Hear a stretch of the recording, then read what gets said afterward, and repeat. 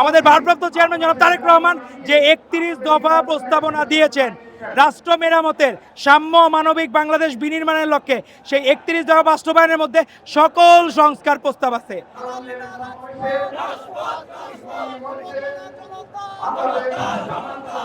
এখনো অনুষ্ঠান শুরু হতে প্রায় ২.৫ ঘন্টা বাকি, কিন্তু সারা লোকে লোকারণ্য ঢাকা শহর।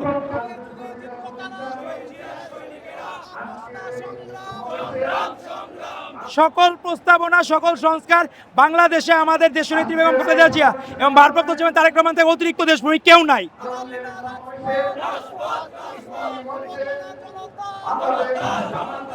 সবাই, সারা বাংলাদেশের মানুষ স্লোগান দেওয়া শুরু করেছে ৩১ দফার বাস্তবায়ন, বাংলাদেশের জনগণের উন্নয়ন। সেই ধারাবাহিকতায় আজকে তারুণ্যের সমাবেশ। আমাদের জন্য আফসোসের বিষয় হচ্ছে হাসিনার সময়ও আমাদের ভোটের অধিকার প্রতিষ্ঠার জন্য আন্দোলন করা লেগেছে, এখনো আজকে আমাদের তারুণ্যের রাজনৈতিক অধিকার প্রতিষ্ঠার জন্য সমাবেশ করা লাগছে। এটি অত্যন্ত দুঃখজনক। আমাদের যে এই জীবনের বলিদান, বাংলাদেশের প্রায় ১৪৯ জন ছাত্র দলের এনলিস্টেড নেতা কর্মী জীবন দিয়েছে। তারা নিশ্চয়ই জীবন দেন নাই ছাত্ররা মন্ত্রণালয়ে যে বসে থাকবেন, টাকা পয়সা তাদের ভান্ডার তৈরি হবে, এর জন্য এরা নিশ্চয়ই জীবন দেন নাই।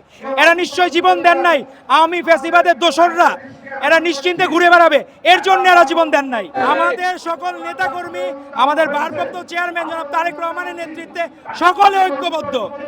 আমাদের সেই ধারাবাহিকতা এবং আমাদের শিক্ষা ঐক্য প্রগতির যে ধারাবাহিকতা আমরা গ্রহণ করে যাচ্ছি, আমরা চাই একটি জাতি সুশিক্ষায় শিক্ষিত হোক।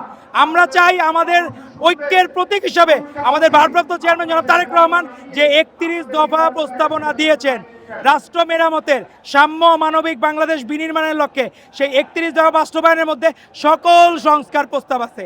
কোনো নতুন প্রস্তাব কেউ দেখাইতে পারে নাই, কারণ সকল প্রস্তাবনা, সকল সংস্কার বাংলাদেশে আমাদের দেশনেত্রী বেগম খালেদা জিয়া এবং ভারপ্রাপ্ত চেয়ারম্যান তারেক রহমান থেকে অতিরিক্ত দেশপ্রেমী কেউ নাই। আন্তর্জাতিক মানসম্পন্ন টেম্পার গ্লাসের ওয়ালটন গ্যাস স্টোভ আপনার রান্নাঘরের পারফেক্ট পার্টনার এই বাংলাদেশে নাই।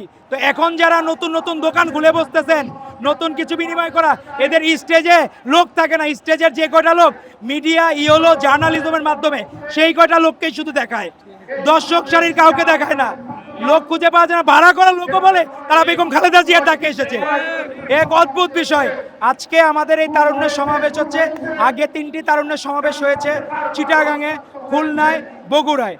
আজকে আমাদের সর্বশেষ রাজনৈতিক সমাবেশ হচ্ছে ঢাকা বিভাগ, সিলেট বিভাগ, ময়মনসিংহ বিভাগ, ফরিদপুর বিভাগের বাংলাদেশ জাতীয়তাবাদী ছাত্র দল, বাংলা জাতীয় যুব দল এবং বাংলাদেশ স্বেচ্ছাসেবক দলের সকল নেতৃবৃন্দ ঢাকায় আজকে নয়াপল্টনে একত্রিত হয়েছে। আপনি দেখবেন এখনো অনুষ্ঠান শুরু হতে প্রায় ২.৫ ঘন্টা বাকি, কিন্তু সারা লোকে লোকারণ্য ঢাকা শহর। সেই জায়গায় আমরা সকলকে অনুরোধ করব, আপনারা সুশৃঙ্খলভাবে থাকুন এবং অ্যাম্বুলেন্স বা জরুরি যে পরিবহন সরবরাহ করার জন্য তাদেরকে জায়গা করে দিবেন। আমরা আমাদের নেতাকর্মীদেরকে ওইভাবে দিক নির্দেশ দিয়েছি। জনগণের ন্যূনতম ক্ষতি হোক, সেই ক্ষতি কখনো আমরা হতে দেব না।